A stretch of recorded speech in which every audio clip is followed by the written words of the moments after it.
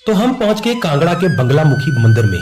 शाम 6:05 पर हम लाइन में लग गए और भगत हौली हौली आगे बढ़ रहे थे और रिशु रास्ते में आ रही हर घंटी को बजा रही थी। भीड़ बहुत थी। 6:27 तक हमने आधा रास्ता तय किया और 6:54 पर हम लगभग गेट के पास पहुंच गए। तभी हमें रोक दिया गया। पता चला अब आरती का टाइम हो गया है। 1 घंटा आरती होगी और फिर दर्शन शुरू होगा। सेवक मां का प्रसाद लेकर मंदिर में गए और आरती शुरू हो गई। 1 घंटे के बाद दर्शन दोबारा शुरू हो गए। अंदर कैमरास अलाउड नहीं थे तो हमने दर्शन किए और बाहर प्रसाद खाया और फिर हम देखने गए वो चीज जिसके लिए ये मंदिर फेमस है, हवन। विपिन भाई ने यहाँ का पूरा इतिहास हमें बताया कि अगर किसी का कोई कोर्ट केस हो या कोई दुश्मन तंग कर रहा हो तो यहाँ एक बार यज्ञ यानी कि हवन करवा ले तो उसके सारे कष्ट खत्म हो जाते हैं। यहाँ सारी रात हवन चलते हैं। तो अगर आप भी किसी बड़ी मुसीबत में फंस गए हो तो एक बार यहाँ जरूर आना।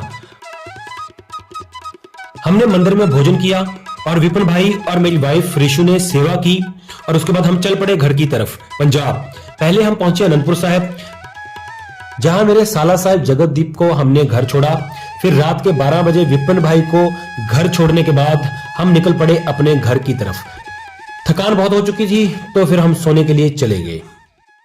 ओ हाँ, सोने से पहले हमारे चैनल को लाइक, कमेंट, शेयर और सब्सक्राइब करना मत भूलना। Thank you.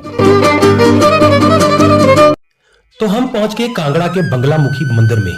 शाम 6:05 पर हम लाइन में लग गए और भगत हौली हौली आगे बढ़ रहे थे और रिशु रास्ते में आ रही हर घंटी को बजा रही थी।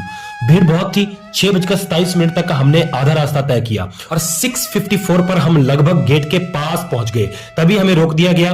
पता चला अब आरती का टाइम हो गया है। 1 घंटा आरती होगी और फिर दर्शन शुरू होगा। सेवक मां का प्रसाद लेकर मंदिर में गए और आरती शुरू हो गई।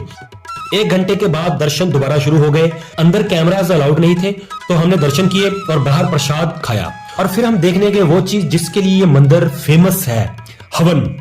विपिन भाई ने यहाँ का पूरा इतिहास हमें बताया कि अगर किसी का कोई कोर्ट केस हो या कोई दुश्मन तंग कर रहा हो तो यहाँ एक बार यज्ञ यानी कि हवन करवा ले तो उसके सारे कष्ट खत्म हो जाते हैं। यहाँ सारी रात हवन चलते हैं। तो अगर आप भी किसी बड़ी मुसीबत में फंस गए हो तो एक बार यहाँ जरूर आना। हमने मंदिर में भोजन किया और विपिन भाई और मेरी वाइफ रिशु ने सेवा की और उसके बाद हम चल पड़े घर की तरफ, पंजाब। पहले हम पहुंचे अनंदपुर साहिब, जहां मेरे साला साहब जगतदीप को हमने घर छोड़ा। फिर रात के 12 बजे विपिन भाई को घर छोड़ने के बाद हम निकल पड़े अपने घर की तरफ। थकान बहुत हो चुकी थी तो फिर हम सोने के लिए चले गए। ओ हाँ, सोने से पहले हमारे चैनल को लाइक, कमेंट, शेयर और सब्सक्राइब करना मत भूलना। Thank you.